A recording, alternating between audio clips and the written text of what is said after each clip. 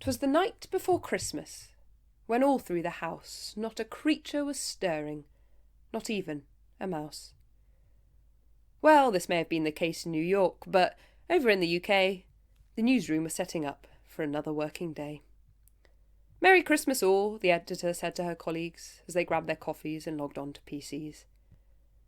The day started off as usual, although quieter than most, as half the world was still in bed, dreaming of their roast. There were fires and crashes, a World War bomb excavation, Putin and Lukashenko insulting Western nations. "Hey everyone," piped up a voice, quite frantic. "There's a streak of gold light heading over the Atlantic. I can't verify what it is, as no official outlet or police report on the matter has been sent out yet. But I have chatter on Twitter, Facebook and Snap of this light heading west, according to the map." The editor looked at the sources and took in a deep breath. Then in a grave tone more chillsome than death said, "Everyone, I hate to say it, but it very much appears we have a missile launch coming from North Korea. Quick, get to work so we can send out a flash before all of New York has turned into ash." Within an instant, the team set out to do what they do best, working under pressure to deliver critical, informative, breaking news. Headlines sent out in less than 10 seconds. It was all hands on deck as catastrophe beckoned.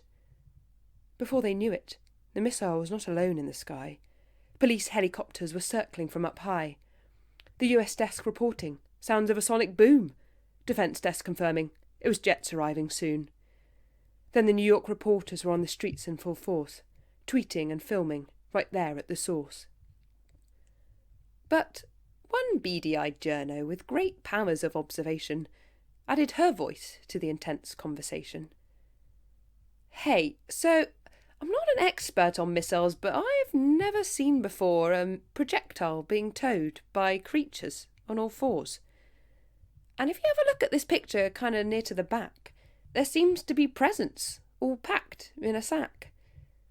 I know it may sound silly, but given the time of year, could it be Father Christmas, pulled along by reindeer?" "By George, you're right," said the editor, hands on head.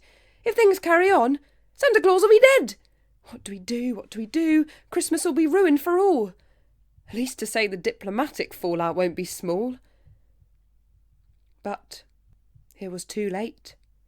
The US Army had already wheeled into position, their Patriot anti-ballistic missile system, leaving the newsroom to do nothing but try not to scream as they watched events unfold on a Facebook live stream. But Santa's not stupid, and many times in history has he dealt with such incidents to keep his journey a mystery. In fact, he quite relished the chance to put in practice his elves' most modern diversionary tactics. He took out his watch from inside his pocket to work out the timings of the incoming rockets. Then, with a whistle to Rudolph, who pressed the button on his nose, the barrage of rockets suddenly froze, before rearranging themselves so their pinpricks of light spelt the words "Merry Christmas" right up there in the night. Down on Earth, generals scratched their heads in disbelief, while those in the newsroom let out a huge sigh of relief. And as they caught their breath, there pinged a message on Slack, with a note saying, "You were lucky. Watch out. I'll be back." Ever since that fateful day, new hires have had to sign a top-secret document to say that no lines will be sent out on Santa as he makes his way.